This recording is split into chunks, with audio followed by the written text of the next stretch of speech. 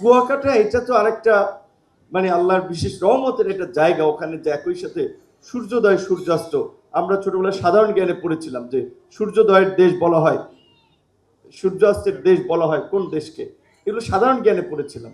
কিন্তু এটা তো আমাদের দেশেরই একটা এলাকা, একটা জেলা, আপনার কুয়াকাটাতে এটা দেখা যায়। তো এইখানে যদি আরেকটু অবকাঠামো ডেভেলপ করা যায় তাহলে আমার মনে হয় একটা দেশ বিদেশের এই ভ্রমণ পিপাসুদের জন্য একটা আকর্ষণের জায়গা হতে পারে।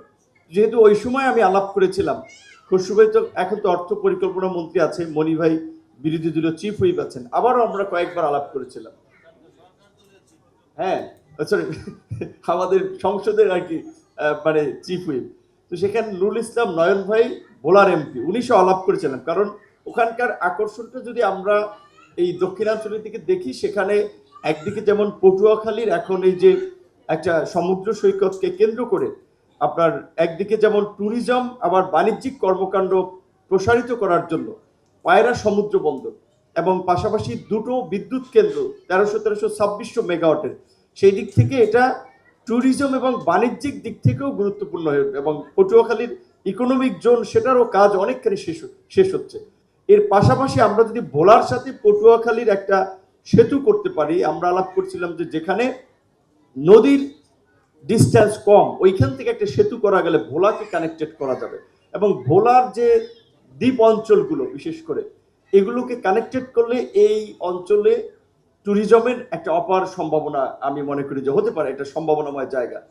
এবং আমাদের এখন যেহেতু দক্ষিণাঞ্চলে লঞ্চের যাতায়াতের ব্যবস্থাটা পদ্মা সেতু হওয়ার পরে কমে যাচ্ছে, আমি লঞ্চ মালিক, আমাদের ওই অঞ্চলে যাদের লঞ্চে আমরা সবসময় যেতাম, রাসেল বিশেষ করে এই গ্রুপের মানে ম্যালকার গ্রুপ বলে ওনাদেরকে, ওনার দুই ভাই একবার আমার সাথে এসেছিলেন ওনাদের একটা সাপোর্টের জন্য, তখন আমি ওনাদেরকেও পরামর্শ দিয়েছিলাম। ইভেন বরিশালেরও যে বড় বড় লঞ্চগুলো, এই লঞ্চটা এখন আর বরিশাল খুব বেশি লঞ্চে কেউ যায় না, কারণ যেখানে 3-3.5 ঘন্টায় বরিশাল চলে যাওয়া যায়, সেখানে এই লঞ্চগুলোকে আপনার তারা চাইলে আপনার এই আপনার একটা প্রমোদ তৈরিতে সেটা কিংবা ক্রুজ বানাতে পারে।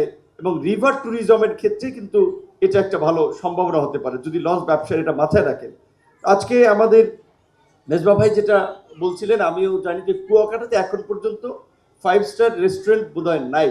বিদেশিরা গেলে তো সে ধরনের একটা মানসম্মত রেস্টুরেন্ট চায়, কিংবা আমাদের দেশেও এখন মানুষ তার রুচিশীলতার পরিচয় দিচ্ছে। এক জায়গায় গেলে সে কোথায় থাকতেছে, কোথায় খাচ্ছে, এটা সে বিবেচনা করে।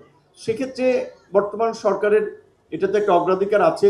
প্রধানমন্ত্রীকে আমরা কুয়াকাটায় নিয়ে যাব, আমরা দাওয়াত দিয়েছি, আমরা আলাপ আলোচনাও করেছি এবং তিনি কুয়াকাটা যাবেন।